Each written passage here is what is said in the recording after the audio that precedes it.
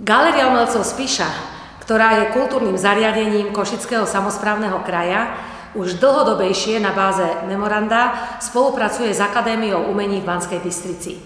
Je to skvelá a podnetná spolupráca z dôvodu, že aj galéria má možnosť prezentovať to najlepšie vzýšlé práve z umeleckého vzdelania na tejto prestížnej akadémii. Výstava Nové otázky je aj výsledkom tejto spolupráce, ktorá vznikla s katedrou maľby pod vedením Jana Triašku a za účasti doktorantiek tejto katedry Jany Čepy a Dominiky Kováčikovej, ktoré sú kurátorkami tohto projektu.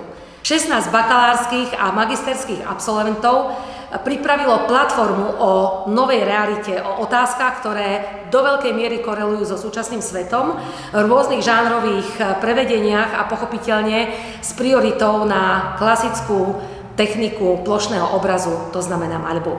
Výstava samotná nadväzuje na predchádzajúci projekt Jana Triašku pod Kriváňom a verím, že spolupráca s Akadémiou umení bude aj v ďalších rokoch prínosná pre obe inštitúcie.